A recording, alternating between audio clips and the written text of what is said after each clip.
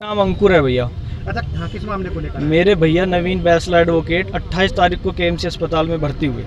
2 तारीख को उनकी डेथ हो गई थी। केवल ये सोच के हम घर चले गए कि ये भगवान ने उन्हें हमसे छीन लिया। लेकिन जब देवेंद्र की वीडियो वायरल हुई और हम देवेंद्र से मिलने पहुंचे और इसने हमें सारे साक्ष्य दिखाए जो हमने एडीएम साहब को, एसीएमओ साहब को और डीएम साहब के यहाँ भेज दिए हैं, वो सारे साक्ष्य दिखाने के बाद हमें यकीन हुआ कि उनकी डेथ नहीं हुई, इन लोगों ने उनका मर्डर किया है। लेकिन जैसे ही हमने वो वीडियो बना के डाली और अपना नंबर डाला, ये मेरे पास 70 लोगों की लिस्ट है पूरे, जिसमें हमारे सबके साथ इन्होंने ऐसा ही किया है। मेरे पास पूरे 70 लोग हैं जो लिस्ट है, आप देख सकते हो इस वीडियो में।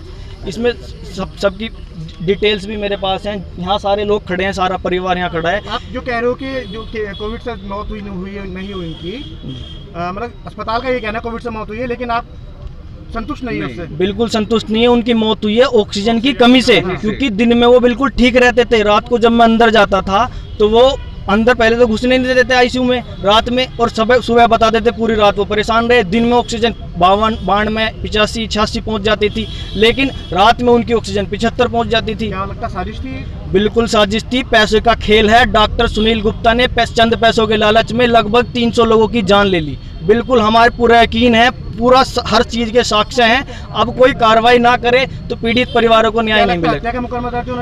302 का मुकदमा होना चाहिए, अस्पताल बंद होना चाहिए। आप मेरी अकेले ही सुन रहे हो, लेकिन यहाँ जितने लोग खड़े हैं, अगर उनका दर्द सुनोगे आपकी आंखों में आंसू आ जाएंगे। किसी हर उन्होंने स्टाफ।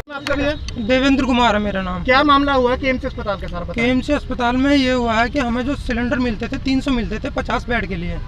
जो कोविड में हमारे अलाउ थे 50 बेड थे, उसमें 50 बेड के लिए 300 सिलेंडर मिलते थे।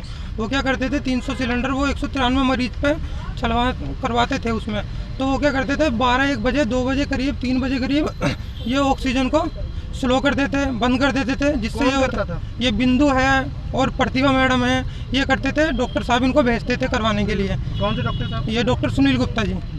तो ये करते थे, जो 50 साल से ऊपर के जो पेशेंट होते थे, जिनके उधर वो खत्म हो जाते थे, सुबह फिर इनका एडमिट होते थे।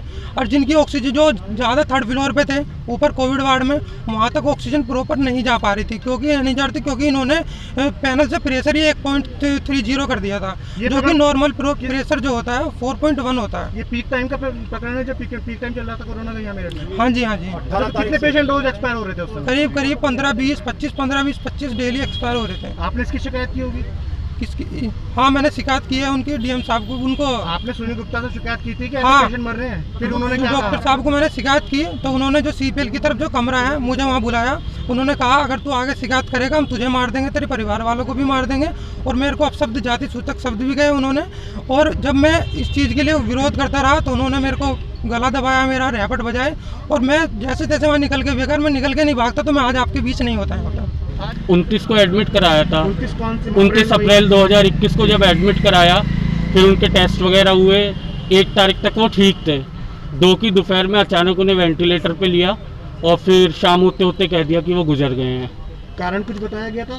कारण उस वक्त कुछ नहीं बताया, कह रहे अचानक तबीयत बिगड़ी थी, कोरोना का तो बोला ही नहीं था। फिर जब हम बाद में जाते रहे कई बार, फिर हमें जब रिपोर्ट दी है उसमें कोरोना का था, लेकिन जो केएमसी ने डेथ सर्टिफिकेट इश्यू किया उसमें कारण दिखा रहे हैं हार्ट अटैक का।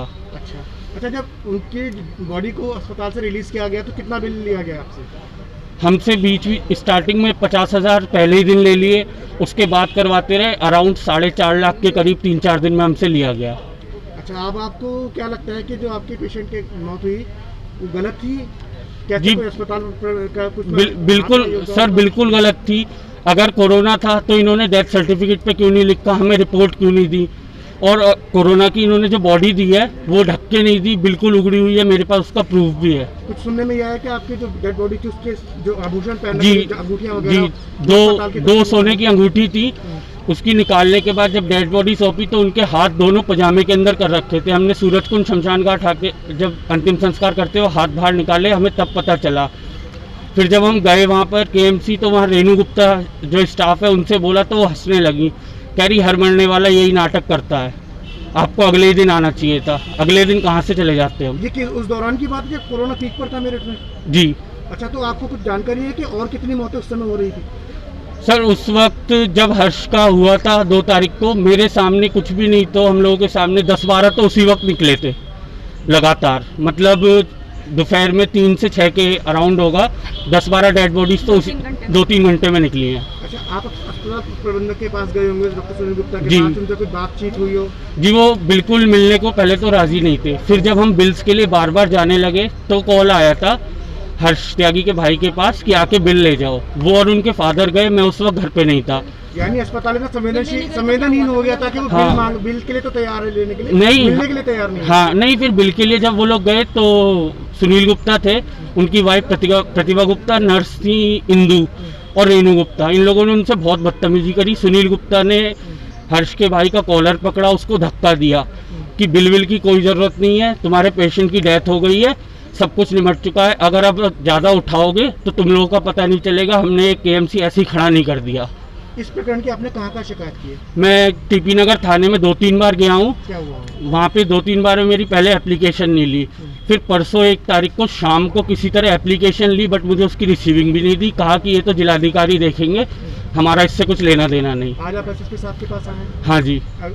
मुलाकात हुई, कुछ बताया सर? नहीं, अभी नहीं हुई है। मैम, क्या नाम है आपका? मेरा नाम जूही त्यागी है, मैं यथार्थ के सारथी NGO की अध्यक्ष हूँ। आज किस मांग को लेकर आप SSP साहब के आए हैं? आज हम आए हैं, देखिए भैया, कुछ टाइम से आप देख रहे हैं मेरठ में बागपत रोड पर जो हॉस्पिटल है KMC बहुत ज़्यादा विवादों में घिरा हुआ है। कोरोना टाइम में जो लास्ट 2 महीने जो पिक पर रहा था कोरोना, वहाँ पर बहुत धांधलेबाजी हुई और बहुत सारे मरीजों की जान लापरवाही की वजह से गई है, कोरोना की वजह से नहीं गई है, सही इलाज ना मिलने की वजह से गई है। आज मैं उन पीड़ित परिवार के साथ में यहाँ पर आई हूँ जिनकी जान वहाँ पर लापरवाही की वजह से गई है।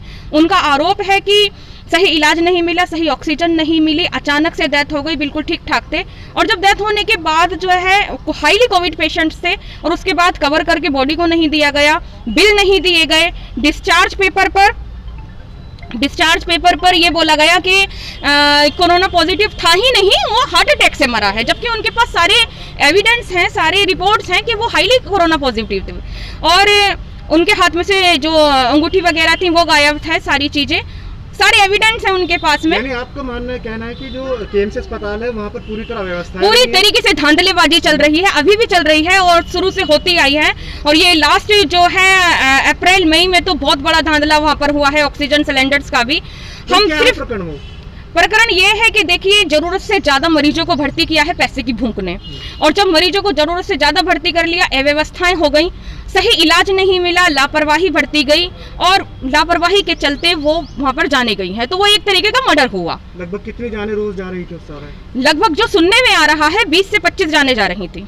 अच्छा, जो लड़की, जिस लड़के ने ये आवाज़ उठाई है, कुछ ऐसी खबरें मिल रही हैं कि उसकी जान को खतरा है, तो ये क्या पकड़ना है मामला? देखिए, लड़के ने आवाज उठाई है, अंदर के दस्तावेज उसके पास हैं, प्रूफ है उसके पास, तो उसकी जान को तो खतरा है, सारे एविडेंस हैं, कितने सिलेंडर आते थे, कितने जाते थे, उसके पास जो वो अपनी मैडम को, डॉक्टर को चैटिंग भेजता था कि अब इतने आ गए हैं, इतने चले गए हैं, इतना ऑक्सीजन चल रहा है, सारी उसके पास चैट भी है, तो जान को खतरा तो हो सकता है उसकी। क्या वो लड़का कभी संपर्क में रहा आपसे? हाँ, मेरे संपर्क में रहा है, मेरे संपर्क में वो लड़का रहा है और CMO ऑफिस पर मेरे साथ में था, CMO ऑफिस पर उसने बयान भी दिए हैं, लिखित में बयान दिए हैं, और मुख्य चिकित्सा अधिकारी को हमने अपनी तरफ से भी एक ज्ञापन दिया है कि उच्च स्तरीय जांच कमेटी बनाकर इसकी जांच हो। मगर मुझे नहीं लग रहा है, मैं आपके चैनल के माध्यम से ये बोलना चाहूंगी, मुझे नहीं लग रहा है कि जांच सही मायने में हो रही है। क्या लगता है कौन इस जांच को प्रभावित कर रहा है, कौन रोक रहा है? जी, ये तो नहीं कह सकती हूँ, मगर तार काफी ऊपर तक है, सिस्टम आगे तक प्रभावित है इसमें।